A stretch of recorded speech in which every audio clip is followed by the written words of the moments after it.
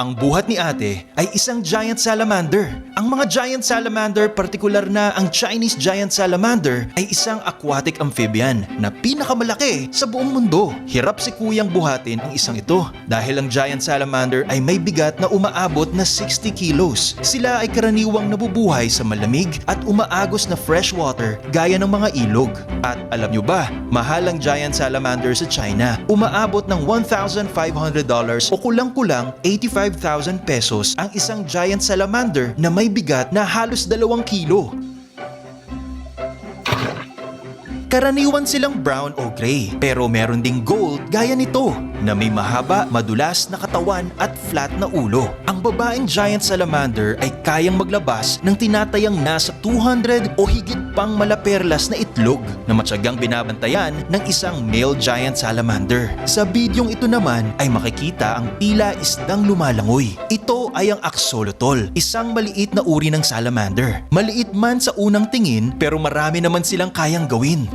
Ang salamander ay cold-blooded amphibian na may itsurang halos kapareho ng lizard. Nagbabago ang kanilang temperatura depende sa kanilang kapaligiran. Sa kabuuan, mayroong humigit kumulang 740 na uri ng salamander. Pero ano nga ba ang kanilang pagkakaiba at bakit ang iba sa kanila ay mabenta? Ang giant salamanders ay may 4 na pangunahing species. Ang South China giant salamander, Chinese giant salamander, Japanese giant salamander at ang North American hellbender. Bagamat sinasabing Chinese giant salamander ang largest living amphibian, ayon na rin sa Guinness, isang pag-aaral naman ang naipublish sa Ecology and Evolution noong 2019 ang tumukoy sa South China giant salamander o Aldrias siligoy bilang pinakamalaking amphibian na dati ay inaakalang kauri lang ng Andrias davidianus. Ito ay endemic sa southern China na lumalaki ng hanggang 2 meters o 6 feet. Ngunit hindi rin naman magpapatalo sa palakihan ang Chinese giant salamander o Andrias davidianus na umaabot ng 1.8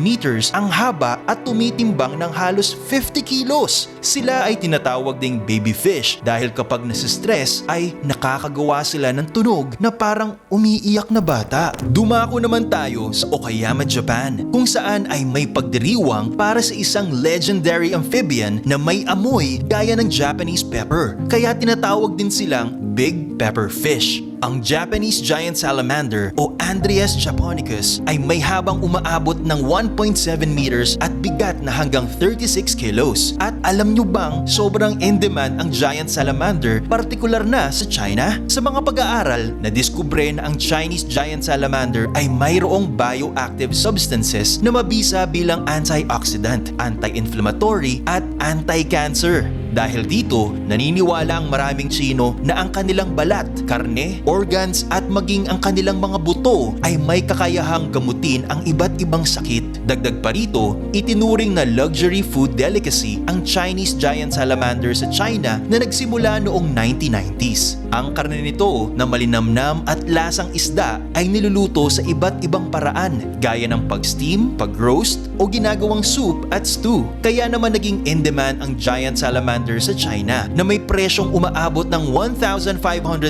o kulang-kulang 85,000 pesos sa halos 2 kilo. Dahil sa mahal na bentahan, milyon-milyong giant salamanders ang ibinibreed at pinalalaki sa mga farm. Kung may mga dambuhalang salamander, meron ding mga cute at mukhang isda na hindi lumalaki. Sila ay ang axolotl o ang Ambystoma mexicanum na karaniwang makikita sa Lake Xochimilco ng Mexico. Ang mga uri nito ay lumalaki lamang ng hanggang 25 centimeters o 10 inches. Sila ay tinuturing na pedomorphic dahil nanatili ang kanilang larval traits tulad ng pagkakaroon ng external gills kahit pa sila'y maging adult. Pero hindi lang itsura nila ang nakamamangha dahil alam nyo bang ginagamit din ang axolotl sa pag-aaral ng regeneration? Ang mga salamander gaya ng axolotl ay may pambihirang kakayahang mag-regenerate ng kanilang nasira o nawalang paa at kahit ang parte pa ng kanilang utak. Kapag naputol ang isang parte ng salamander, nagpo-produce ang katawan nito ng isang espesyal na cells na tinatawag na blastema na